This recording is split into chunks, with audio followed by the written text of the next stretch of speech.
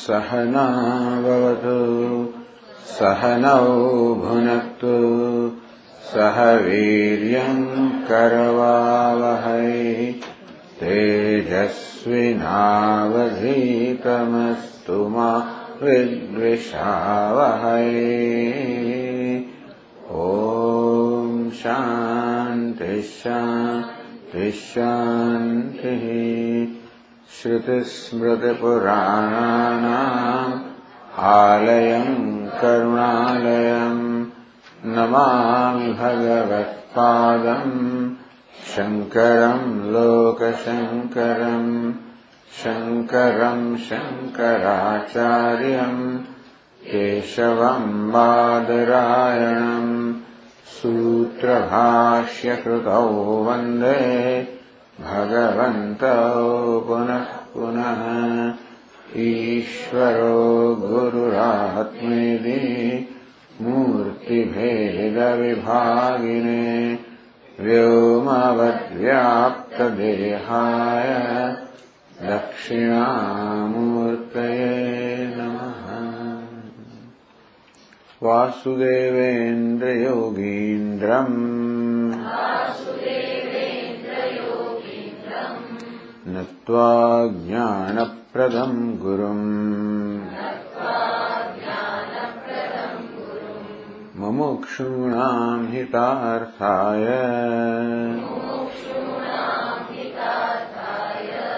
तत्त्वबोधोऽभिधीयते।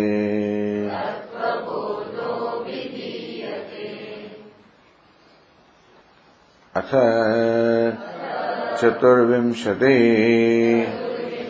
तत्त्वोत्पत्ति प्रकारम् वक्ष्यामः। ब्रह्माश्रया सत्वरजस्तमो गुणात्मिका माया अस्ति। ततः आकाशः सम्भूतः आकाशाद्वायुः वायोस्तेजः तेजस आपः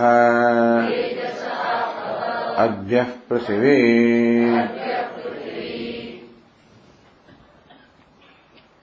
माया अस्ति, माया છે શાબ્દિક કોષો કારણ કે સર્જન છે અને આ સર્જનનું જગતનું કારણ કોણ છે તો બ્રહ્મ. સત્યમ જ્ઞાનમ અનંતમ, સત્ય સ્વરૂપ જ્ઞાન સ્વરૂપ અનંત સ્વરૂપ જે બ્રહ્મ છે. ઉપનિષદ જેના માટે કહે છે કે જેમાંથી જગતની ઉત્પત્તિ, જેમાં જગતની સ્થિતિ, જેમાં જગતનો લય થાય છે અર્થાત જે જગતનું ઉપાદાન કારણ છે. તો ઉપનિષદની આ બધું સર્જન વગેરેનું વર્ણન કરવાનું પ્રયોજન તો અદ્વિતીયતા છે. એ અદ્વિતીયતાના દર્શન કરવા માટે છે કે તું બ્રહ્મ છે. હું બ્રહ્મ હોઉં તો તું તો કોઈને પણ સંબોધીને તું તો કહી શકાય. અર્થાત સર્વ કોઈ બ્રહ્મ છે. તસ્માત તત્સર્વમ અભવત, જે કાંઈ છે વાસ્તવમાં બ્રહ્મ છે. એવું હોવાને કારણે એવું હોય તો બ્રહ્મ સિવાયનું અન્ય સર્વ મિથ્યા. બ્રહ્મ સિવાયનું કશું હોય જ શું? એક બ્રહ્મ જ જો હોય તો સિવાયનું શું હોય? સર્વમ ખલુ ઇદમ બ્રહ્મ, આ જે કાંઈ છે બ્રહ્મ જે છે તો સિવાયનું વળી શું? એટલે તમને સિવાયનું કશું લાગે તો મિથ્યા, એટલે કે આભાસ જ છે. આપણને એમ લાગે કે બ્રહ્મ સિવાયનું કશું છે, આપણને લાગે જગત છે બ્રહ્મ સિવાયનું છે, બ્રહ્મ તો અનંત છે, જગતમાં તો બધા નાના મોટા પદાર્થો છે, એ બધા મર્યાદિત છે, એ બ્રહ્મ કેમ હોઈ શકે? હું પણ મર્યાદિત છું, હું કેમ બ્રહ્મ? જે કંઈ તમને મર્યાદિત જાણતો, બ્રહ્મ અમર્યાદિત અનંત અપરિચ્છિન્ન, તો જે મર્યાદિત પરિચ્છિન્ન અંતવત જાણતો હોય મિથ્યા છે. મિથ્યા એટલે માત્ર આભાસ જ છે, અને ઉત્પન્ન કરનાર છે માયા. એટલે માયા છે કહેવાનું કારણ કે આ જગત દ્વૈત મિથ્યા છે, તો જ અદ્વૈત સત્ય હોઈ શકે. જો દ્વૈત મિથ્યા હોય તો જ એક સત્ય હોઈ શકે, જ્યારે અનેકતા કે વિષમતા ખોટી હોય.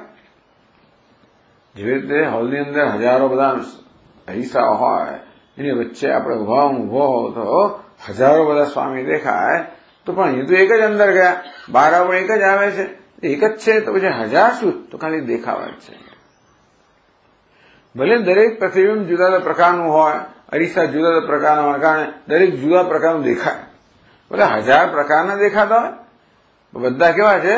માત્ર એકની જ અભિવ્યક્તિ છે, એકનો જ આભાસ છે, એક જ આ હજાર રૂપે ભાસી રહ્યો છે. હજાર બન્યા વગર, એક હજાર બન્યા વગર, એક સ્વામી એક જ રહીને હજાર રૂપે ભાસી રહ્યો છે. એકતા નો ત્યાગ કર્યા વગર, જેમ પેલું દોરડું દોરડાપણાનો ત્યાગ કર્યા વગર આ સાપ રૂપે ભાસી રહ્યું છે. સાપ કેવો છે? મિથ્યા છે, અને તો દોરડું સત્ય હોય. એટલે આ રીતે આપણને બોધ એટલો જ આપવાનો છે કે તું અનંત છે, તું બ્રહ્મ છે, આ બોધ આપવો છે. કારણ કે એ જ્ઞાનથી જ આપણો પરમ પુરુષાર્થ સિદ્ધ થાય. સર્વ શોકની નિવૃત્તિ અને સર્વ આનંદની પ્રાપ્તિ તો જ થાય જો હું પૂર્ણ હોઉં, અનંત હોઉં, બધા પ્રકારની અલ્પતા કે મર્યાદાથી મુક્ત હોઉં. એનો થયો કે મારામાં મર્યાદિત પાણી, અલ્પતાની કે જીવપણાની જે લાગણી છે એ પણ મિથ્યા છે, ખોટી છે. એવું ખોટું હોય તો જ હું મારી મર્ત્ય માનું છું, એ ખોટું હોય તો જ હું સત હોઈ શકું. હું મને અજ્ઞાની માનું છું, એ ખોટું હોય તો જ હું ચિત્ત સ્વરૂપ હોઈ શકું. હું દુઃખી છું એમ માનું, એ ખોટું હોય તો જ હું આનંદ સ્વરૂપ હોઈ શકું. એટલે ખોટું છે ને એ પણ દેખાડવું પડે. તું સચ્ચિદાનંદ છે, તમે આપ કહો છો ખરા, તમારો અનુભવ તો જુદા જ પ્રકારનો છે. હું કઈ સત્સ્વરૂપ નથી, હું તો મર્ત્ય છું, ચિત્ત સ્વરૂપ નથી, અજ્ઞાની છું, દુઃખી છું, અલ્પ છું. એ મારો ખ્યાલ છે, ભ્રમ છે, સત્ય નથી. તે બધું મને તો દુનિયામાં અનેકતા દેખાય, એ અનેકતા ભ્રમ છે, સત્ય નથી. અનેકતા ભ્રમ તો એકતા સત્ય હોય. એટલા જગત જે છે અનેકતા એ સાચી નથી. એટલા જ માટે અનેકતાને આપણે જરા સૂક્ષ્મતાથી જોઈએ તો છેવટ બધી અનેકતા એકતામાં જ વિલીન થઈ જશે. જેમ વૈજ્ઞાનિકો કે આ બધું જે તમને પદાર્થ, આ મેટર, આ પ્રકૃતિ દેખાય છે, એ બધી વાસ્તવમાં એક ઉર્જાની અભિવ્યક્તિ છે, અને તેથી આ બધું એક ઉર્જામાં જઈને નિવૃત્ત થઈ જાય. તેવી રીતે અવ્યક્તા પુરુષ પર, જેને એ લોકો ઉર્જા કહેતા હોય, શક્તિ કહેતા હોય, જેને પ્રકૃતિ કહીએ, એ પણ સમય નિવૃત્ત થાય પુરુષમાં, ચૈતન્ય જે છે એકમાત્ર ચૈતન્ય છે.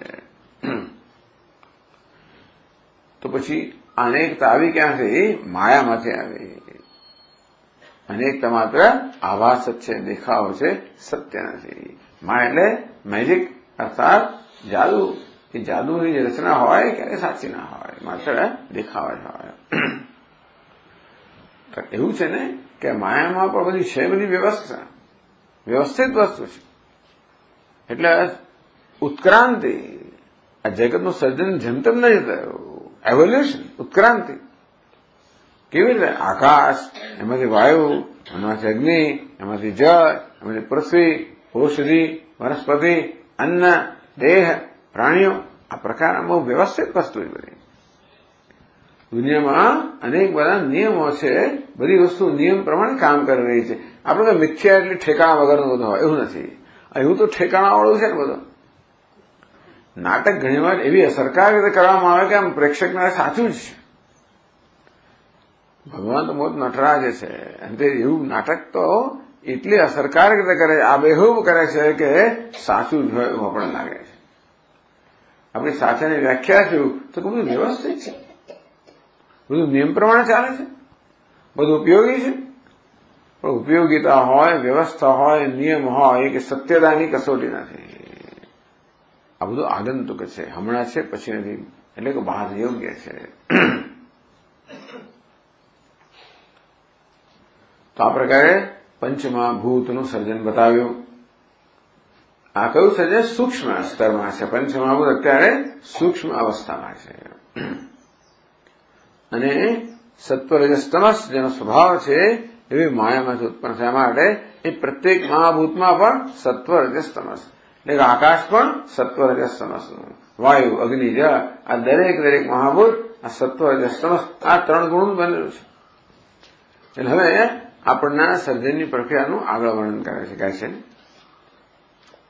11મા પાના પર એતેષાં પંચતત્વાનાં મધ્યે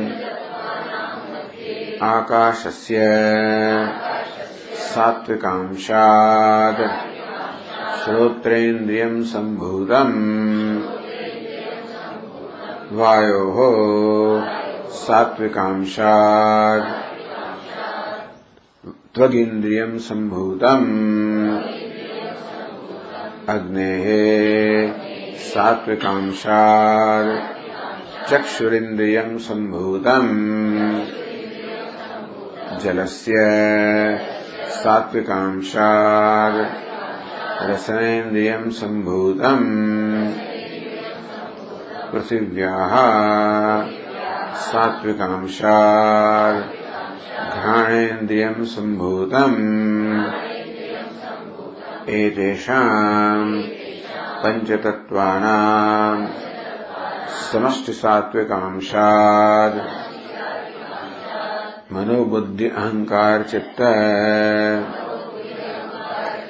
અંતઃકરણાની સંભૂતાની. આપણે જોયું કે જગતમાં સત્વ, રજસ અને તમસ સર્વત્ર વર્તમાન છે. ટૂંકમાં આ જગત સત્વ, રજસ, તમસ આ 3 ગુણોમાંથી બનેલું છે. તો કહે છે કે આ પંચમહાભૂત આકાશ, વાયુ, અગ્નિ, જળ, પૃથ્વીના સાત્વિક અંશમાંથી આપણને સાત્વિક અંશ છે એની ઉત્પત્તિ છે, સર્જન છે, એની પ્રક્રિયા બતાવે છે કે આકાશના સાત્વિક અંશમાંથી શ્રોત્રેન્દ્રિય સંભૂતમ. આપણે શ્રોત્રેન્દ્રિય આ સાંભળવાની ઇન્દ્રિય છે એ આકાશના સત્વ અંશમાંથી ઉત્પન્ન થાય. જે સત્વ હોય તે જ્ઞાન, આ જ્ઞાનેન્દ્રિયો છે માટે એ સત્વ અંશ ઉત્પન્ન થઈ. આગળ બતાવ્યું તે પ્રમાણે તો આકાશના સત્વ અંશમાંથી ઉત્પન્ન જ્ઞાન શ્રોત્રેન્દ્રિય છે એ આકાશનું ગુણ શબ્દ છે એને ગ્રહણ કરે. ઉત્પત્તિ આ પ્રકારની પણ થાય છે, સૂક્ષ્મમાંથી સ્થૂળ. તો આકાશ છે એને એક ગુણ છે શબ્દ, એમાંથી ઉત્પન્ન થયો વાયુ. આ વાયુનો પોતાનો એક વિશેષ ગુણ છે સ્પર્શ. જોડે એનું કારણ આકાશ છે એના ગુણને પણ એ ધારણ કરે છે. અને તેથી આકાશનો ગુણ શબ્દ અને વાયુનો વિશેષ ગુણ સ્પર્શ. એટલે વાયુમાં 2 ગુણ છે, શબ્દ અને સ્પર્શ. એટલે વાયુ સુસવડામાં મારે, એમાં શબ્દ પણ હોય અને આપણને સ્પર્શી પણ શકીએ. પછી એમાં અગ્નિ, અગ્નિ કહો કે તેજ કહો, તો અગ્નિમાં પોતાના કારણ વાયુના 2 ગુણો શબ્દ અને સ્પર્શ તો ખરા જ, તદુપરાંત અગ્નિનો પોતાનો વિશેષ ગુણ એ કહો છે તો કે રૂપ કે રંગ. અગ્નિમાં 3 ગુણો છે, શબ્દ, સ્પર્શ, રૂપ. ચોથું પછી તત્વ છે જળ. એને વડે અપશબ્દનો પ્રયોગ કરવામાં આવે કે જળ કહો, તો જળમાં પોતાનું કારણ અગ્નિ છે અને 3 ગુણો તો ખરા જ, શબ્દ, સ્પર્શ, રૂપ, અને પોતાનો વિશેષ ગુણ રસ કે સ્વાદ. એમ કરીને એમાં શબ્દ, સ્પર્શ, રૂપ, રસ 4 ગુણ છે. અને પૃથ્વી એમાં પોતાનું કારણ જળ છે, એના 4 ગુણ તો ખરા જ, અને પોતાનો વિશેષ ગુણ ગંધ. પૃથ્વીમાં શબ્દ, સ્પર્શ, રૂપ, રસ, ગંધ. પૃથ્વી કડકડાટ શબ્દ પણ કરે, પૃથ્વીનો સ્પર્શ પણ હોય, એનો રૂપ રંગ પણ હોય, સ્વાદ પણ હોય, ગંધ પણ હોય. જળમાં ગંધ ના હોય, જળ ખળખળ અવાજ કરે, જળને સ્પર્શી શકાય, એને જોઈ શકાય, અને એનો સ્વાદ આપણામાં ગંધ ના હોય. કદાચ જળમાં ગંધ હોય તો એમાં પૃથ્વી અંશની હોય. અગ્નિમાં 3 ગુણ હોય. અગ્નિમાં ભડભડ ભડભડે એમ શબ્દ, એનો સ્પર્શ કરી શકાય, અને એનો રંગ હોય છે. સૌથી પહેલો રંગ કયા તત્વનો છે? અગ્નિનો.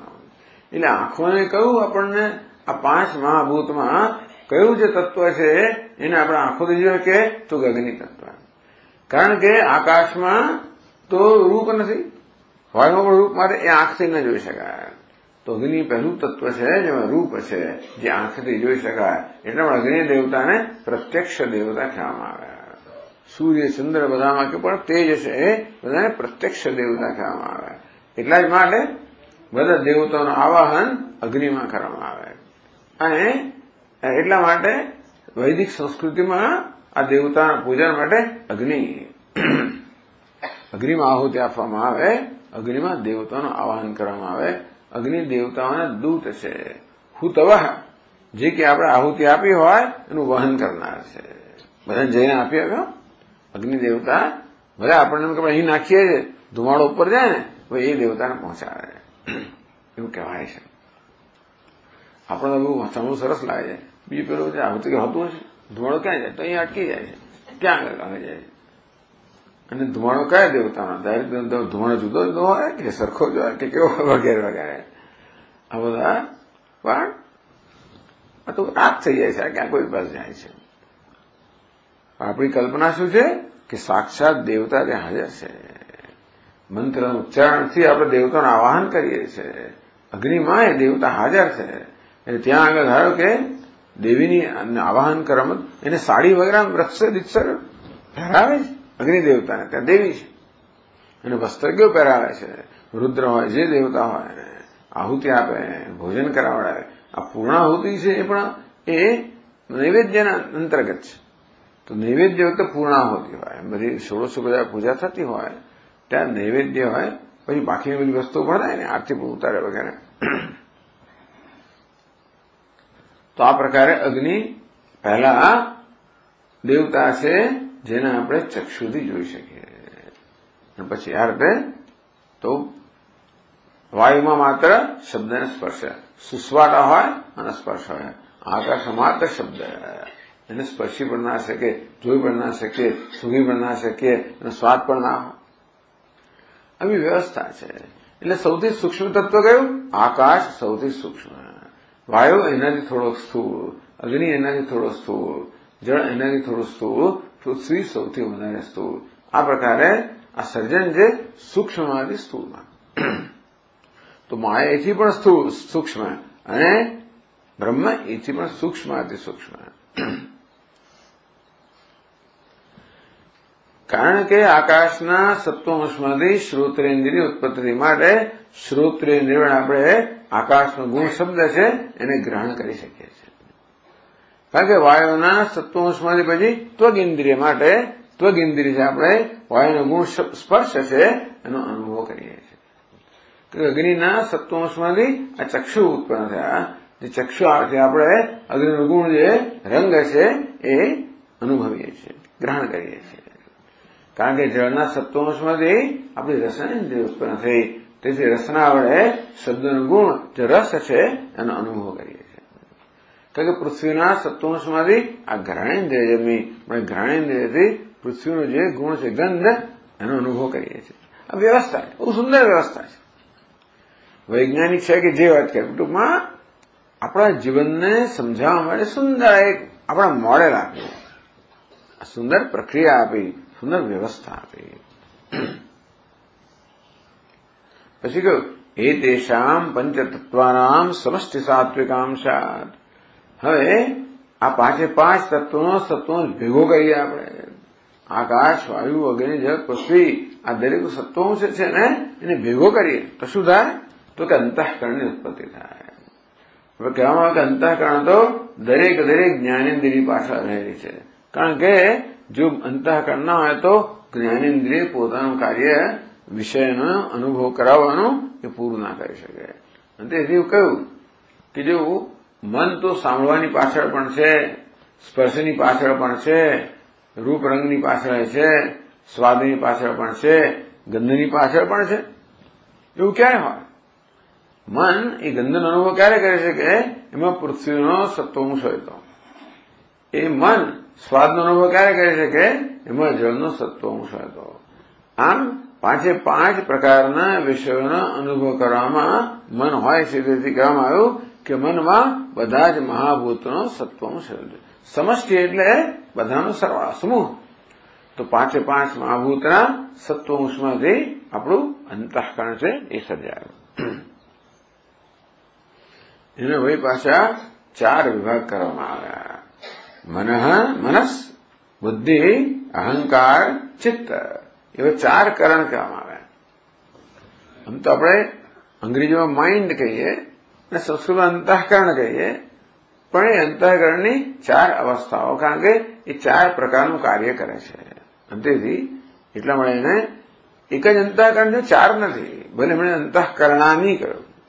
આ 4 જાણે અંતઃકરણ જુદા હોય, એક જ અંતઃકરણ છે. અંતઃકરણ કેમ કહેવામાં આવ્યું? આ જ્ઞાનેન્દ્રિયો બાહ્યકરણ છે. એની તુલનામાં પેલું અંદર છે, માટે અંતઃકરણ. કરણ એટલે કોઈક ક્રિયા કરવાનું સાધન, કોઈ ક્રિયા સંપન્ન કરવાનું અસાધારણ કારણ એટલે કરણ. જેમ કે લાકડું ફાડવાની ક્રિયા કરવા માટે આપણે જોઈએ કુહાડી, તેવી રીતે સાંભળવાની ક્રિયા કરવા માટે આપણે જોઈએ શ્રોત્ર. બીજું ઘણું જોઈએ, પરંતુ બીજા બધા સાધારણ કારણો છે જે બીજી ક્રિયાઓમાં રહેલા છે. પરંતુ આ સાંભળવાની ક્રિયામાં અસાધારણ કારણ કયું? તો કે શ્રોત્રેન્દ્રિય. એમાં દેશ જોઈએ ને, કાળ જોઈએ ને, ઈશ્વર જોઈએ ને, બધું જોઈએ. પણ આના હોય તો ના થાય. તેવી રીતે સ્પર્શ માટે અસાધારણ કારણ કયું? તો કે ત્વગિન્દ્રિય. નહીં તો સ્પર્શનો અનુભવ ના થાય. એટલે અસાધારણ કારણને કરણ કહેવામાં આવે. કરણ એટલે સાધન. તો આ બધા અજ્ઞાનેન્દ્રિયો છે એ બહાર રહેલા કરણ છે, એમને બાહ્ય કરણ કહેવામાં આવે. આ મન છે એ અંદર રહેલો કારણે અંતઃકરણ કહેવામાં આવે. આ મન 4 પ્રકારનું કર્મ કરતું હોય છે. એટલા માટે એને આવા 4 નામ આપવામાં આવ્યા. ટૂંકમાં મનની 4 અવસ્થાઓ છે, પ્રત્યેક અવસ્થાનું નામ આપવામાં આવ્યું. જેવી રીતે એક જ માણસ હોય, ઘરમાં એને પિતા પપ્પા કહેતા હોય, ઓફિસમાં કોઈ સાહેબ કહેતું હોય, પછી એની ભજન મંડળીમાં કોઈ ભગત કહેતું હોય, અને પછી એ ક્લબમાં જાય તો વળી પાછું એને કોઈ ખેલાડી કહેતું હોય, ગમે તે કહેતું હોય. તેવી એક જ વ્યક્તિના નામ કેમ જુદા જુદા છે? કારણ કે એ 4 ભિન્ન ભિન્ન પ્રકારના કર્મ કરે છે. અને કર્મ નામાની એવું ઉપનિષદમાં કહેવામાં આવ્યું કે આત્માના કેટલા નામ છે. એને શ્રોતા કહેવાય, વક્તા કહેવાય, દ્રષ્ટા કહેવાય, મનતા કહેવાય. કેમ? જે પ્રકારનું કર્મ કરતો હોય એ પરથી એક જ આત્માને આ જાત જાતના નામ આવે. એ બોલવાનું કર્મ કરે તો વક્તા, સાંભળવાનું કર્મ કરે શ્રોતા, જોવાનું કર્મ કરે દ્રષ્ટા. તો એક જ વ્યક્તિ કોઈને પિતા કહે, કોઈને પતિ કહે, કોઈને પુત્ર કહે, એ કયા પ્રકારનો વેશ ભજવે છે, કયા પ્રકારનું કર્મ કરે છે, એ પરથી એક જ વસ્તુના જુદા નામ હોઈ શકે. તમે જે કહી છે અંતઃકરણના આ જુદા નામ છે કયા પ્રકારનું કર્મ કરે છે પરથી. એટલે આગળ આપણને કહે છે કે એક પ્રકારનું કામ કરતો હોય ત્યારે મનસ કહેવાય, બીજા પ્રકારનું કામ કરે ત્યારે બુદ્ધિ કહેવાય, ત્રીજા પ્રકારનું કરે ત્યારે અહંકાર કહેવાય, ચોથું કરે ત્યારે ચિત્ત કહેવાય. આમ આવા ભિન્ન ભિન્ન પ્રકારની ફરજો બજાવે છે અંતઃકરણ. એટલા માટે ત્રીજી વખત એ પ્રકારનું એને નામ મળે છે. એક જ અંતઃકરણ, એક જ વ્યક્તિની જેમ 4 નામ હોય, જુદા કામ કરે અને ડ્રાઈવર પણ કહેવાય, ક્યાંક રસોઈયો પણ કહે, ક્યાંક પિતા પણ કહે, ક્યાંક બીજું પણ કહે. તેવી રીતે મનસનું મનો છે, મનો, બુદ્ધિ, અહંકાર અને ચિત્ત. આ અંતઃકરણની 4 અવસ્થાઓ છે. 4 અંતઃકરણ છે એમ કહો તો કહો, અથવા અંતઃકરણની 4 અવસ્થાઓ છે, 4 પ્રકારની વૃત્તિઓ છે. હવે જો મનમાં તો બધા અસંખ્ય વિચારો હોય, એને સમજવાની એક સરસ રીત. આપણે સ્ટેટિસ્ટિક્સ શું કે ગુજરાતમાં સ્ટેટિસ્ટિક્સ આંકડાશાસ્ત્ર આવું આંકડાશાસ્ત્ર એટલે એનો લાભ એ છે ને કે બહુ જ મોટો એક સમૂહ હોય, એને સમજવા માટે બધું ગણ કરવું ના પડે. પછી કે ચાલો અમદાવાદના, વડોદરાના, મુંબઈના, રાજકોટના એમ કહે એટલે તરત 4 વિભાગ કેવા પડી જાય. એટલે બધાને આપણે જાણવા હોય તો આ રીતે જાણી શકીએ. તેવી રીતે મનમાં તો અસંખ્ય વિચારો આવે. હવે વિચારોને આપણે સમજવા હોય કે કામ લેવું હોય એની પાસે, તો એ બધા વિચારો કયા પ્રકારનું કામ મન કરે છે પડતી એના 4 વિભાગ કર્યા. એટલે મનસ એક પ્રકારના વિચારોને મનસ કહેવામાં આવે, બીજા પ્રકારના વિચારોને બુદ્ધિ કહેવામાં આવે, ત્રીજા પ્રકારના વિચારોને અહંકાર કહેવામાં આવે, ચોથા પ્રકારના વિચારોને ચિત્ત કહેવામાં આવે. એક ચિત્ત અને ચિત્ત આ બે વચ્ચેનો ભેદ નોંધવા જેવો છે. આગળ આપણે આવ્યું સત ચિત્ત આનંદ. ચિત્ત એટલે ચૈતન્ય, મેં તકાર ઉમેર તો ભાઈ ચિત્ત બની જાય. ચિત્ત મનની અવસ્થા છે.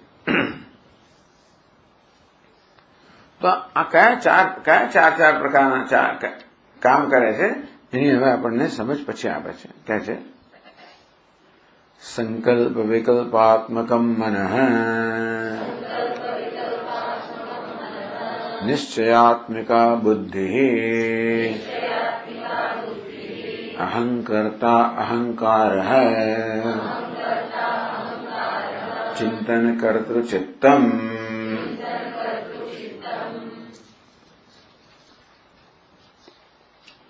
સંકલ્પ વિકલ્પાત્મકમ મનઃ આ એક એની સ્ટેન્ડર્ડ એટલે પ્રચલિત એક વ્યાખ્યા કરવામાં આવે, જો જાણીતી વ્યાખ્યા કરવામાં આવે તો મન જયારે સંકલ્પ વિકલ્પ કરતું હોય, આપણે કોઈ નિર્ણય પર ના આવી શકતા હોય, મનમાં ભિન્ન ભિન્ન પ્રકારના એ વિરુદ્ધ પ્રકારના નિર્ણયો જન્મતા હોય. યાત્રામાં જવું કે ના જવું, યાત્રામાં તો જવું જોઈએ. હું તો આ મંદિરમાં ગયો નથી, આમ નથી, પેલું નથી, ફલાણું નથી. ના પણ જવું એટલે પાછું આટલા વધારે દિવસ છે, ધંધામાં એટલા ઓછા દિવસ જાય પાછા. ના પણ ધંધો તો છે, રમેશ માટે યાત્રા ક્યારે આવવાની છે, આ ક્યારે જવાશે, જવું જોઈએ. ના પણ આટલી આમ ખોટ જશે વગેરે, આટલો નફો, ના જવું જોઈએ. આવી રીતે સંકલ્પ વિકલ્પ, એક નિર્ણય લીધો પાછું તરત વિરુદ્ધ નિર્ણય આવે, બીજો પક્ષ આવે, પાછું પેલો પક્ષ આવે. આ પ્રકારે મન ઝોલા ખાતું હોય, અવઢવ કરતું હોય. છેવટ પછી નિર્ણય નથી જવું, બસ નક્કી થઈ ગયું. ટૂંકમાં ધંધો એટલે ધંધો, યાત્રા એટલે યાત્રા, અને માટે નથી જવું કે જવું છે. જે કંઈ આ તો એક ખાલી દ્રષ્ટાંત આપ્યું. ટૂંકમાં આપણે જોયું છે કે કોઈ પણ નિર્ણય પર આવતા પહેલા આપણું મન અમુક પ્રકારની અનિશ્ચિત અવસ્થાઓને પસાર થતું હોય છે. કોઈ પણ નિશ્ચય કરતા પહેલા, ખાસ કરીને કોઈ નવો નિશ્ચય કરતા પહેલા આપણું મન અનિશ્ચિત અવસ્થાની પસાર એટલામાં થાય છે કે નિશ્ચય કરીએ આપણે જવાબદાર ઠરીએ. નિશ્ચય કરીએ એટલે એનું જે પરિણામે આપણે ભોગવવું પડે. આપણે ઈચ્છીએ કે આપણે જે કંઈ કરીએ એમાંથી આપણને ગમે તેવું હિત કરનારું, લાભ કરનારું પરિણામ મળે. જ્યારે આપણે ખાતરી ના હોય કે શું કરવાથી વધારે લાભ મળશે, કે શું કરવાથી ઓછું નુકસાન થાય, એવું જયારે ખાતરી ના હોય ત્યારે મન કે આમ કરીએ તો આમ થશે, આમ કરો તો એમ થશે, પેલું તો આમ થશે. આમ સંકલ્પ એક પ્રકારનો નિશ્ચય, વિકલ્પ વિપરીત પ્રકારનો નિશ્ચય. જવું છે, આ જવું છે, નથી જવું, જવું છે, નથી જવું. આ રીતે મન જયારે આ પ્રકારની અનિશ્ચિત અવસ્થાઓથી પસાર થતું હોય એ અવસ્થાને મનસ કહેવામાં આવે. સંકલ્પ વિકલ્પાત્મક એમ કરતા કરતા છેવટે નિર્ણય પર આવીએ કે કરવું છે, નથી કરવું, જવું છે, નથી જવું, ઉઠવું છે, નથી ઉઠવું વગેરે. સવારમાં એલાર્મ વાગે, બંધ કર. રાત્રે નિશ્ચય કરે કે ઉઠવું છે, સવારે પછી જોઈશું, થોડા પછી વળી પાછું આ એલાર્મ એવું છે ને એમાં સ્નૂઝ આવે, વળી પાછું 5 મિનિટ પછી પાછું વાગે, પાછું ઉઠું છું હમણાં, આજે ધ્યાનમાં નહીં હોય કે નહીં જાય, ચાલો જવા દો. નાના પર જો પછી સાહેબ પૂછશે બધા. એટલે એક અમુક રીતે જોતા એમ લાગે કે આ કરવું જોઈએ, પછી બીજી રીતે કહે યાર જવા દો, નથી કરવું. એમ કરતા કરતા છોડે નિર્ણય પડે કે ના ભાઈ જવું જ પડશે, જઈએ, ચાલ જઈએ, નિશ્ચય. એટલે આ પ્રકારે આપણી બુદ્ધિનો સ્વભાવ શું છે?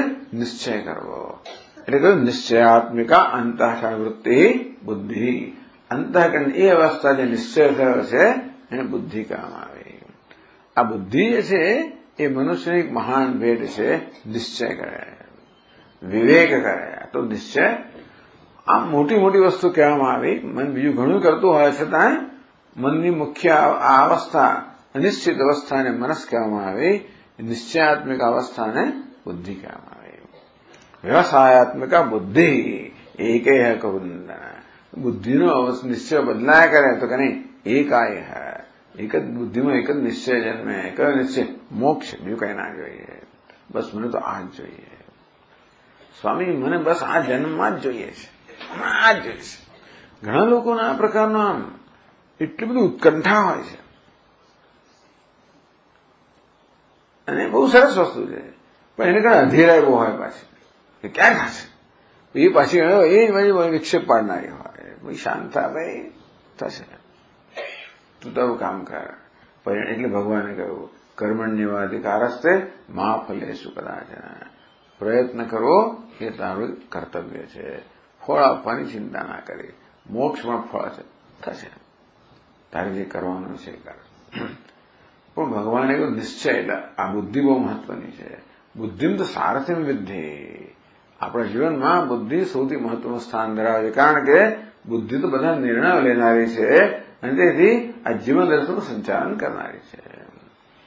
પ્રત્યેક ત્રિભેટા પર કયો નિર્ણય લેવો એ નિર્ણય બુદ્ધિ કરે છે. એટલા માટે બુદ્ધિમાં વિવેક હોય બહુ જ મહત્વનું છે. બુદ્ધિનું જ્ઞાન હોય જેમ ડ્રાઈવરને જ્ઞાન હોવું જોઈએ કે ક્યાં પહોંચવાનું છે અને પહોંચવાનો રસ્તો કયો છે તો એની ગાડી બરોબર ચાલે. તેમ બુદ્ધિમાં પણ જો આ પ્રકારની સમજ હોય કે શું મારું ધ્યેય છે, શું તે પ્રાપ્તસ્ય પ્રાપ્તનું ધ્યેય, એવું એક નક્કી થયું. બુદ્ધિમાં આ પ્રકારે નિશ્ચય થાય પ્રાપ્તસ્ય પ્રાપ્તિ. જીવનમાં કંઈ પ્રાપ્ત કરવાનું નથી, કંઈ બનવાનું નથી. જે છે એ જાણવાનું છે અથવા જે છે એના જ માલિક બનવાનું છે. આમ પ્રાપ્તની પ્રાપ્તિ એટલે જ્ઞાનનું સાધન છે. કર્મ તો જ્ઞાન માટેનું સાધન છે. આવી જાતને એક વ્યવસ્થિત નિશ્ચય મનમાં થઈ જાય પછી યોગ્ય નિર્ણયો લેવાય. દરેક સંજોગોમાં પછી નિર્ણય લેવાય. સવારના ક્લાસમાં કહેતા હતા ને કે આપણે દરેક સંજોગોમાં નિર્ણય લેતા હોઈએ છીએ. દરેક ક્ષણે કયા પ્રકારની આપણે મનમાં કયા પ્રકારનો ઈરાદો જણાવતા હોઈએ છીએ એ બધા નિશ્ચયથી નક્કી થાય. દરેક સંજોગોમાં હું લેનાર છું કે આપનાર છું. બસ અત્યારે કોણ છું? કન્ટ્રીબ્યુટર કે કન્ઝ્યુમર, ગીવર કે ગ્રેબર, લાભ આપવો, ઉપયોગી થવું કે ઉપયોગ કરવો. આ બુદ્ધિ નિર્ણય લેતી જ હોય છે. જો ધ્યાન ના આપી દે તો એની જાતે કામ કર્યા કરે અને કઈ વાસણા પૂછ્યા વગર નિર્ણય લઈ લે. એ નિર્ણય કરવાની પણ એક રીત અંદર એવી દ્રઢ થઈ ગઈ છે કે આપોઆપ જ નિર્ણય થઈ જાય કે ભાઈ લાભ લેવો. એમાંથી બુદ્ધિના નિર્ણય બદલતા કે ઉપયોગી બનવું, ઉપયોગ કરવો, એ જે સામાન્ય રીતે આવી વૃત્તિ હોય એમાંથી એને બદલવી, ઉપયોગી બનવું, એને બહુ વાર લાગે. બહુ સાવધાની રાખવી પડે.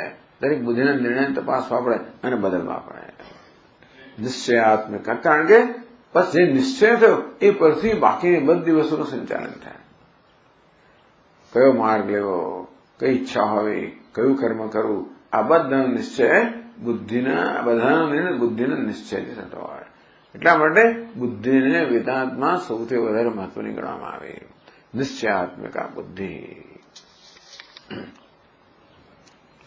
અહંકાર આની ચર્ચા કરાવી ગઈ કે આપણા મનની 4 પ્રકારની વૃત્તિઓ છે, પરંતુ એ 4 પ્રકારની વૃત્તિઓને વળી પાછા 2 વિભાગમાં વહેંચી શકાય. કયા 2 વિભાગ? એક અહમ વૃત્તિ અને બીજી ઇદમ વૃત્તિ. એક કર્તૃવૃત્તિ, બીજી કરણ વૃત્તિ. આ રીતે મનસ, બુદ્ધિ અને ચિત્ત આ 3 આપણે કરણ કહીએ. અને અહમ વૃત્તિ છે અને આપણે કર્તા કહીએ. બીજા કર્તૃત્વ છે, ભોક્તૃત્વ છે. ટૂંકમાં હું દ્રષ્ટા, શ્રોતા, મનતા વગેરે વગેરે છું. એ કઈ વૃત્તિ છે? અહમ વૃત્તિ છે. અહંકાર કહે છે કે હું દ્રષ્ટા છું, શ્રોતા છું, મનતા છું, જ્ઞાતા છું, કર્તા છું, ભોગતા છું વગેરે.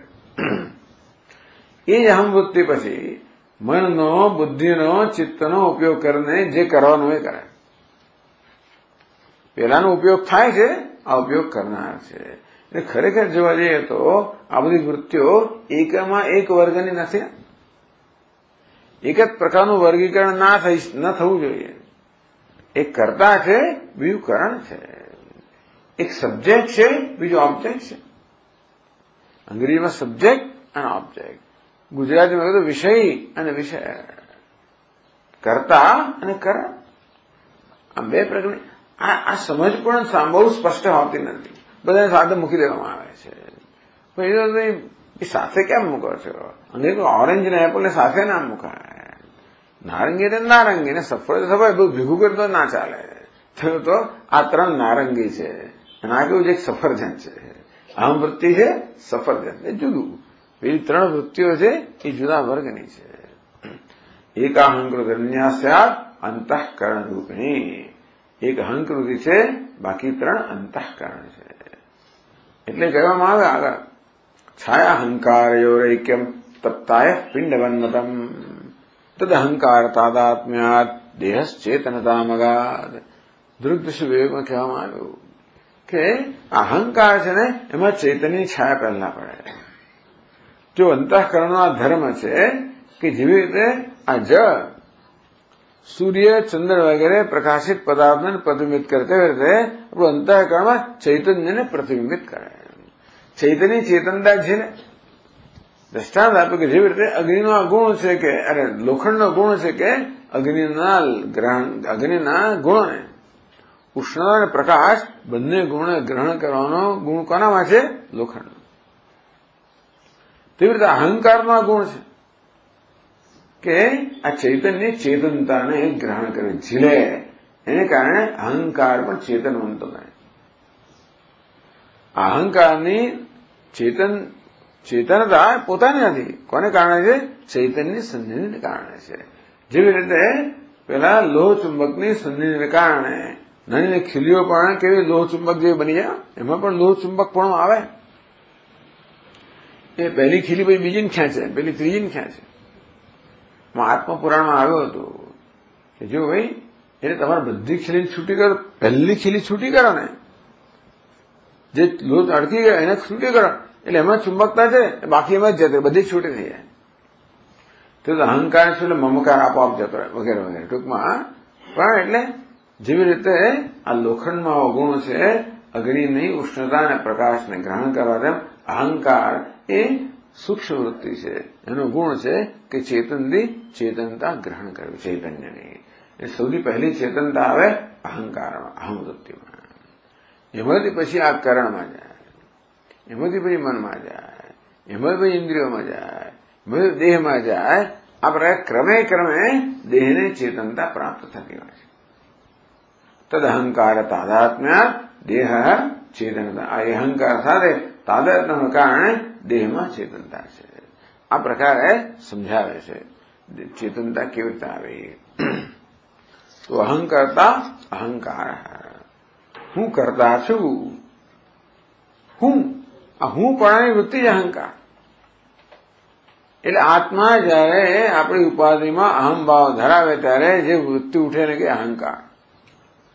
એટલે આત્મા જયારે આપણી વાઘ ઇન્દ્રિયમાં અહમભાવ કરે ત્યારે શું કે વક્તા. પ્રાણનેવ પ્રાણના ભવતી.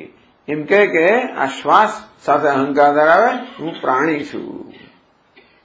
વાઘ ઇન્દ્રિય સાથે વક્તા છું, શ્રોતા છું, દ્રષ્ટા છું, મનતા છું. આ કઈ વૃત્તિ? અહંકારની વૃત્તિઓ છે. એ મૂળ અહંકારની આવી આટલી વૃત્તિઓ કહેવામાં આવી. અહંકાર ત્રણ વસ્તુ કરે. એક તો જ્ઞાતા પણ છે, બુદ્ધિ સાથે સંયોજાઈને. કર્તા પણ છે અને ભોગતા. કર્તા, ભોગતા અને જ્ઞાતા. કર્મેન્દ્રિય સાથે સંયોજાઈને કરતા, જ્ઞાનેન્દ્રિય સાથે સંયોજાઈને ભોગતા. અને પછી બુદ્ધિ સાથે સંયોજાય એને જ્ઞાતા. આ છે અહંકારતા એટલે અહંકાર વૃત્તિ. એમ પછી અમે હું કરું એ જુદી વાત છે, પણ હું પણ જે વૃત્તિમાં છે એને અહમ વૃત્તિ કહેવામાં આવે છે. આમ બીજી વૃત્તિઓ કરતા એને જુદી પાડવામાં આવે. અને ચિંતન કર્તૃ ચિત્તમ, ચિંતન કરો, મન જયારે ચિંતન કરવાની અવસ્થામાં હોય ત્યારે મનની અવસ્થાને ચિત્ત કહેવામાં આવે છે. ક્યારેક એમ પણ કહેવામાં આવે છે કે મન જયારે ભૂતકાળના અનુનું સ્મરણ કરતું હોય, અનુસંધાનાત્મિકા અંતઃકરણ વૃત્તિ ચિત્તમ, અનુસંધાન કરતું હોય, ભૂતકાળના અનુભવનું સ્મરણ કરતું હોય ત્યારે મનની અવસ્થાને પણ ચિત્ત કહેવામાં આવે છે. ચિંતન કરતું ત્યારે પણ ચિત્ત કહેવામાં આવે.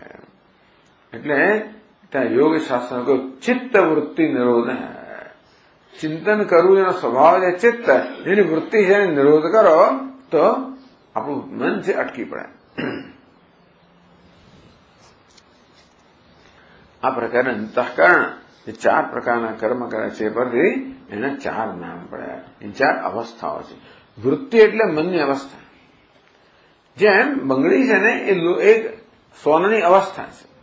સોની એક અવસ્થાને બંગડી કહેવાય, બીજાને બુટ્ટી કહેવાય, ત્રીજાને ત્રીજું કહેવાય. તેવી રીતે મનની એક અવસ્થાને બુદ્ધિ કહેવાય, ચિત્ત કહેવાય, મનસ કહેવાય, અહંકાર કહેવાય. હવે આ પણ જેવી રીતે જ્ઞાનેન્દ્રિયોને કર્મેન્દ્રિયોના દેવતા કહેવામાં આવ્યા, તેવી રીતે અંતઃકરણના પણ દેવતાઓ છે. એ વાત હવે પછી કહે છે આપણને. મનસો દેવતા ચંદ્રમાઃ બુદ્ધે બ્રહ્મા અહંકારસ્ય રુદ્રઃ ચિત્તસ્ય વાસુદેવઃ. આ બધું પ્રસંગોપાત જ કહેવામાં આવે છે. ટૂંકમાં દ્વૈત અદ્વૈતમાં આ બધાનો કોઈ ઉપયોગ નથી, મિથ્યા. છતાંય પણ આ વિગતો કહેવામાં આવે છે આપણે આપણા જીવનને બરોબર સમજીએ. કારણ કે વ્યવહારમાં હજી જ્યાં સુધી આપણે જ્ઞાની થયા નથી ત્યાં સુધી મનની લાગણીઓ હોય, મનમાં ઈચ્છાઓ હોય, મનમાં અભિલાષાઓ હોય, અને આપણે ઈચ્છીએ કે સંકટો દૂર થાય, ઈચ્છા પૂરી થાય, સમજાય આટલો જપ કર્યો આપણું આટલું કામ થાય વગેરે, ત્યાં સુધી આ બધું જરૂરી છે. ટૂંકમાં જ્યાં સુધી આપણે વ્યવહાર મહત્વનો છે ત્યાં સુધી આ બધી માહિતી જરૂરી છે. એટલા જ માટે આપણને આપણી આંખો જ્યાં તકલીફ આપતી હોય તો એનું અધિષ્ઠાન દેવતા કોણ છે, કે પગ તકલીફ આપે છે કે કઈ વસ્તુ તકલીફ આપે છે, પછી એના અધિષ્ઠાન દેવતાને આપણે પછી વિનંતી કરીએ, આજીજી કરીએ કે જરા કૃપા કરો. તેવી રીતે આ મનની કઈ વૃત્તિ તકલીફ આપે છે એ પછી એના અધિષ્ઠાન દેવતા, એટલે કહ્યું મનસો દેવતા ચંદ્રમા. મનના અધિષ્ઠાન દેવતા ચંદ્રમા મનસો જાત હૈ. આ ચંદ્રમા છે એ ભગવાનના મનમાંથી જન્મ્યો. ચંદ્રમા જે છે એ ભગવાનનું સમષ્ટિ મન છે. જે સમષ્ટિ દેવતા છે એ વ્યષ્ટિનું નિયામક છે. મને ચંદ્રમાને મનનો નિયામક કયો, કારક કયો, દેવતા કયો. અને એટલા માટે જે લોકોના જન્માક્ષરમાં ચંદ્રમાની પ્રધાનતા હોય, પહેલી કુંડલીમાં પહેલા ગ્રહમાં અને પહેલા સ્થાન ફલાણામાં હોય તો ચંદ્રમા કેવો છે?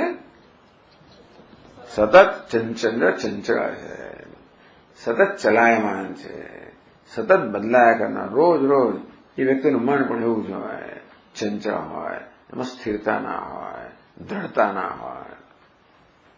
એટલે ઘણા લોકોના મન, ઘણા બધા દેવતાઓ બધાને છે, એટલે દરેક મનમાં મન છે એટલે એમાં ચંદ્રમાની અસર તો થવાની, પણ ક્યાંક જયારે ચંદ્રમાની અસર વધારે પણ થાય. પછી ત્યારે પૂર્ણિમા જયારે જુદો મૂડ હોય, અમાવાસ્ય જુદો મૂડ હોય, એવું જ્યાં ચંદ્રમાની પ્રધાનતા છે, લાગણીની પ્રધાનતા. આ ચંદ્રમા જે છે એ લાગણીનું પ્રતીક છે, એટલે મન પણ લાગણીનું પ્રતીક છે. એ ચંદ્રમાને માં કહેવામાં આવે અને સૂર્યને બાપ કહેવામાં આવે. એટલે સૂર્ય અને ચંદ્રના સંયોગથી સમગ્ર જગતની ઉત્પત્તિ થઈ.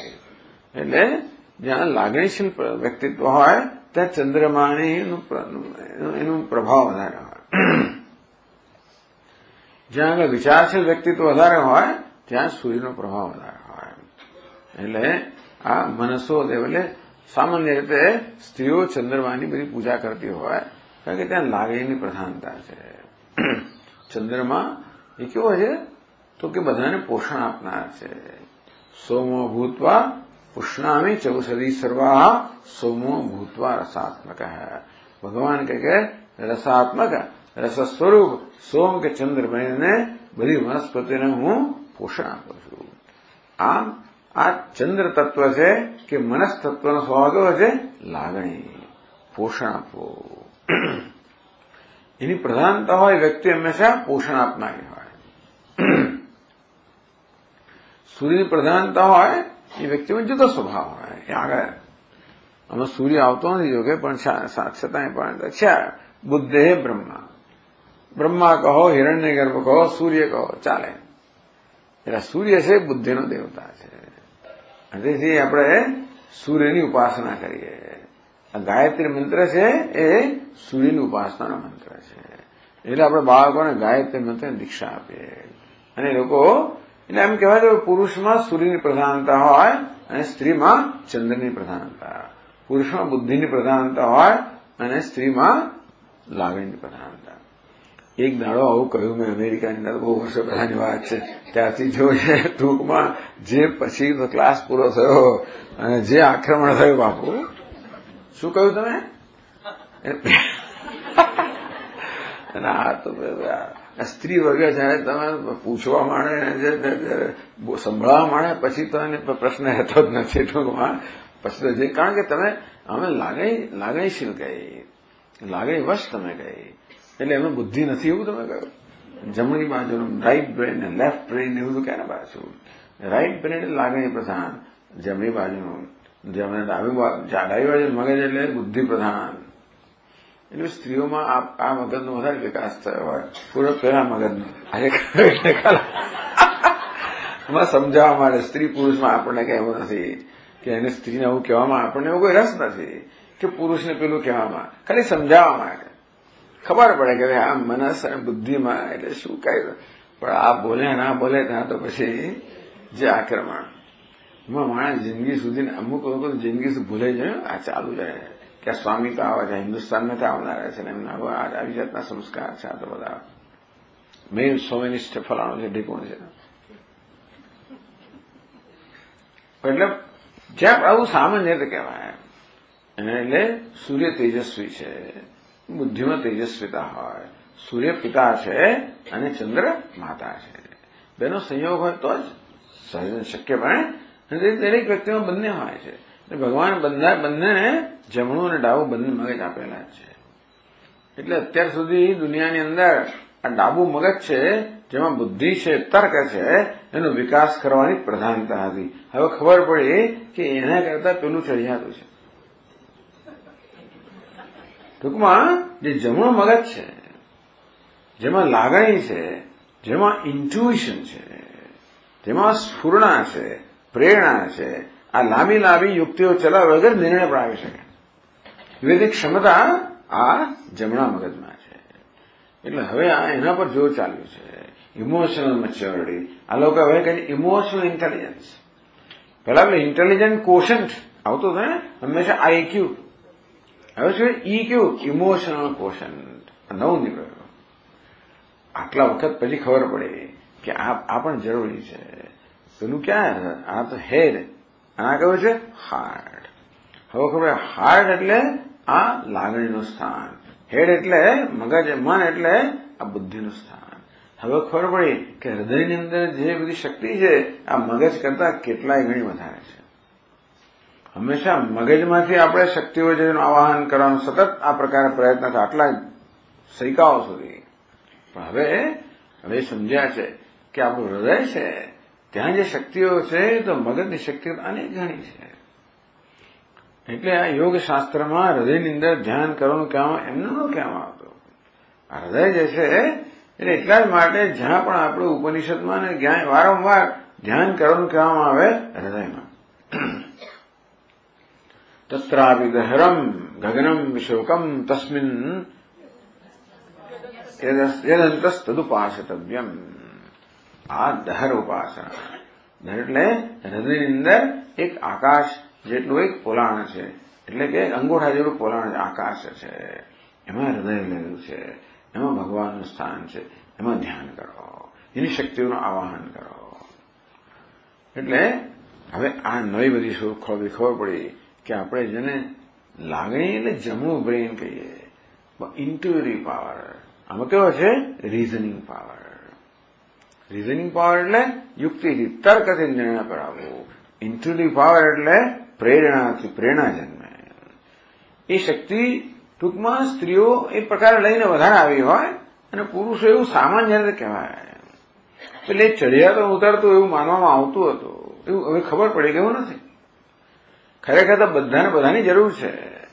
એટલે એમ જ માનવું કે જે બુદ્ધિથી નિર્ણય લેનારા છે, ચડિયાતા છે, એ વાત બરોબર નથી. એટલે જે લોકોમાં આ પ્રકારની ઇન્ટ્યુટિવ પ્રેરણાત્મક શક્તિ છે, જેનામાં એક આંતર સૂઝ છે,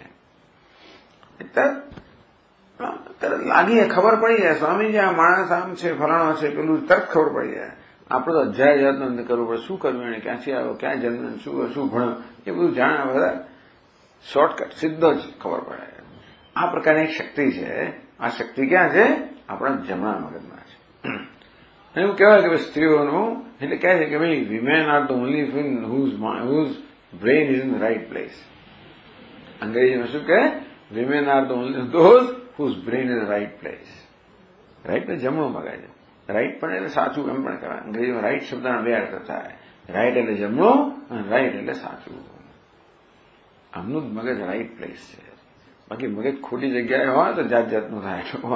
પુરુષોનું મગજ સાચી જગ્યાએ નથી હોતું, એનું મગજ સાચી જગ્યાએ હોય છે એવું કહેવામાં આવ્યું. કેટલા ખુશ થાય છે ને બધા ટૂંકમાં.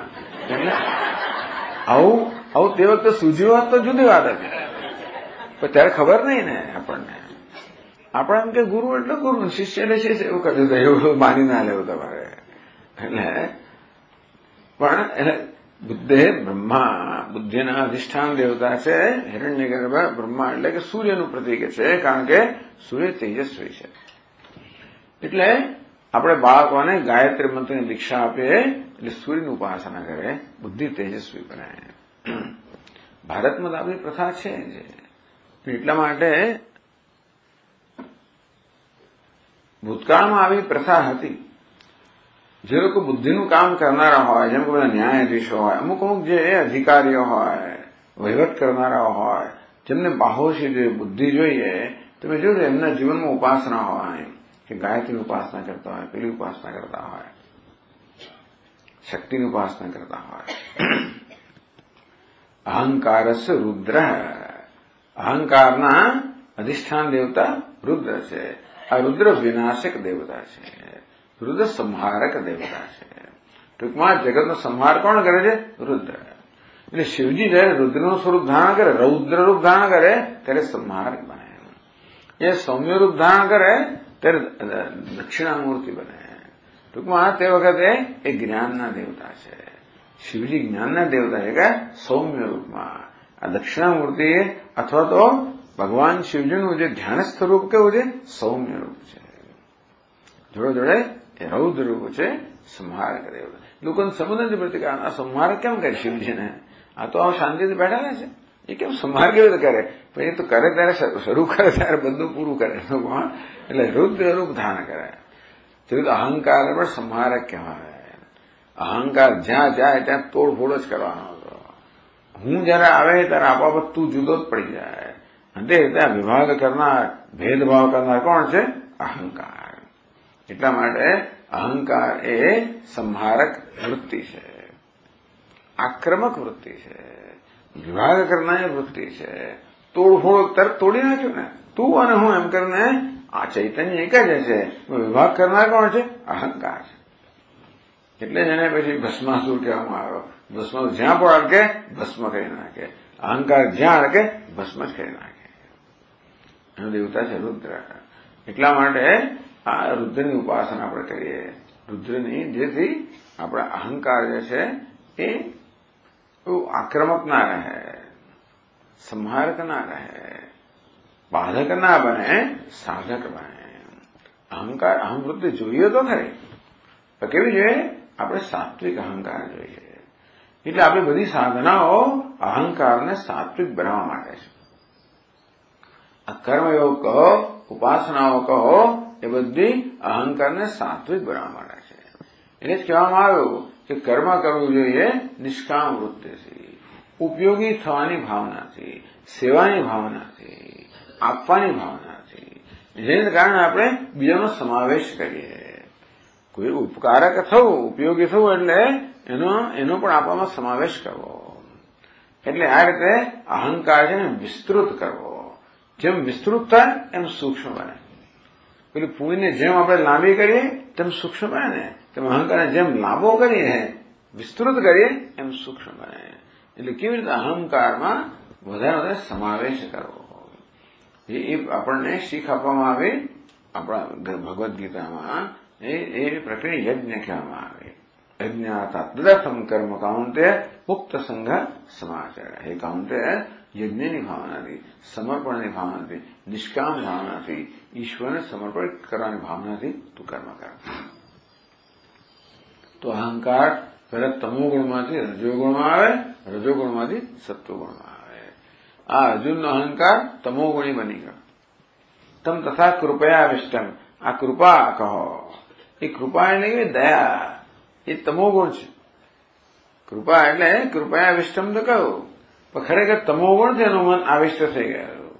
એટલે ભગવાને કહ્યું કે ભાઈ શરીર યાત્રા વિશે ન પ્રસિદ્ધેત અકર્મણ કર્મ જ્યાયોખ્ય કર્મણ. નિષ્ક્રિયતા તો કરતા તો સક્રિયતા અનેક રીતે સારી છે. તું નિષ્ક્રિય બની જઈશ તો તારું શરીર પણ ચાલવાનું નથી. આમ સક્રિય, નિષ્ક્રિયતા એટલે તમોગુણ, સક્રિયતા એટલે રજોગુણ. સક્રિય બન્યા પછી કે તદર્થમ કર્મ કાઉન્તે, સક્રિય રજોગુણ પછી કે હવે તારી આ શક્તિઓ છે એને તું ઈશ્વરને અર્પણ કરવામાં એનો પ્રયોગ કર. આ રીતે રજોગુણમાંથી સત્વગુણ. એટલે આ મોટી સાધના છે. આપણે અંતઃકરણ શુદ્ધિ કહો, અંતઃકરણની સાત્વિકતા કહો કે અહંકારની સાત્વિકતા કહો. આમ અહંકાર જયારે ભગવાનનો ભક્ત બને ત્યારે એ સાત્વિક બને. એટલા માટે ભક્તિ જાગૃત કરવી, ભગવાનનો ભક્ત બને, સાત્વિક બને. અહંકારસ્ય રુદ્ર, ચિત્તસ્ય વાસુદેવ. અચિત્ત ચિંતન કર્તૃ ચિત્તમ, ચિંતન કરનારી વૃત્તિ જે છે એના અધિષ્ઠાન દેવતા વાસુદેવ છે. આપણે એવું કલ્પના કરીએ કે બુદ્ધિના દેવતા વાસુદેવ હોય, કારણ કે આ વાસુદેવને આપણે સારથી બનાવે ને. ટૂંકમાં અર્જુને સારથી કોને બનાવે? વાસુદેવ. એટલે બુદ્ધિને સારથી બનાવે. પણ અહીંયા કહ્યું કે ભાઈ ચિત્તસ્ય વાસુદેવ. આ ચિત્ત છે ચિંતન કરનાર, એના અધિષ્ઠાન દેવતા વાસુદેવ છે. આ પ્રકારે આ પંચમહાભૂતના સત્વંશમાંથી જે સર્જન થયું એનું વર્ણન કરવામાં આવ્યું. પછી વર્ણન કરશે એના રજસ અંશમાંથી અને પછી તમસ અંશમાંથી. ને પછી આપણે ચાલુ રાખશું. ઓમ પૂર્ણમદ પૂર્ણમિદમ પૂર્ણાત પૂર્ણમુદચ્યતે પૂર્ણસ્ય પૂર્ણમાદાય પૂર્ણમેવાવશિષ્યતે. ઓમ શાંતિ શાંતિ શાંતિ. શંકરં શંકરાચાર્યં કેશવં બાદરાયણં સૂત્રભાષ્યકૃતૌ વંદે ભગવन्तौ પુનઃ પુનઃ.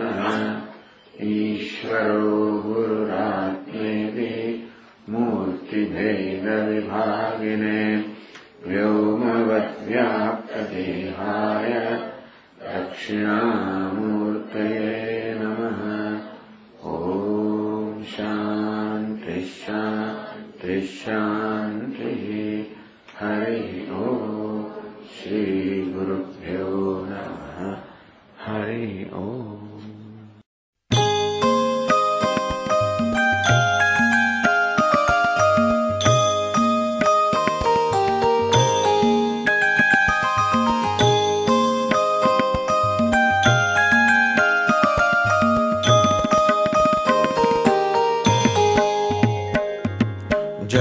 जगदोद्धारिणी माता दुर्गा, जगदोद्धारिणी मां.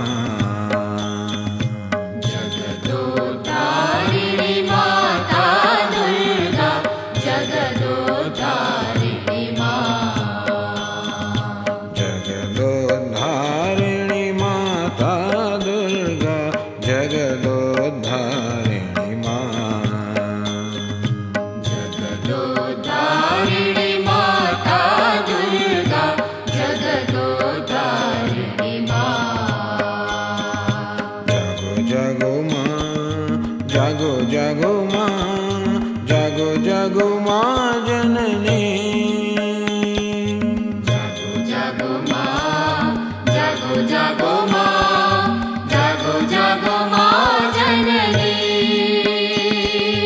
जागो जागो माँ, जागो जागो माँ, जागो जागो माँ जननी। जागो जागो माँ, जागो जागो माँ, जागो जागो माँ जननी। हे गौरी देवी रणचंडी देवी, हे शिवरमणी जागो माँ। हे गौरी देवी रणचंडी देवी, हे शिवरमणी जागो माँ। हे गौरी देवी रणचंडी देवी, हे शिवरमणी जागो माँ। हे गौरी देवी रणचंडी देवी, हे शिवरमणी जागो माँ। हे शिवरमणी जागो माँ। हे शिवरमणी जागो माँ। हे शिवरमणी जागो माँ। हे शिवरमणी जागो माँ। जागो जगदोद्धारिणी माँ। जागो जगदोद्धारिणी माँ। जागो जगदोद्धारिणी माँ।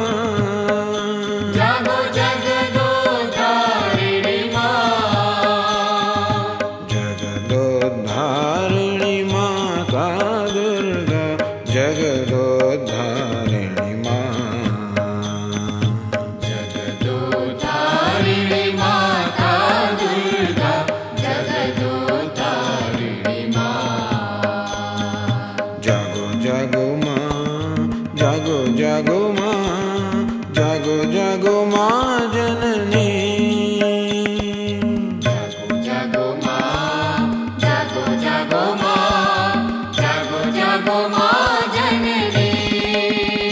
हे गौरी देवी रणचंडी देवी, हे शिवरमणी जागो माँ। हे गौरी देवी रणचंडी देवी, हे शिवरमणी जागो माँ। हे शिवरमणी जागो माँ। हे शिवरमणी जागो माँ। जागो जगदोद्धारिणी माँ। जागो जगदोद्धारिणी माँ। जागो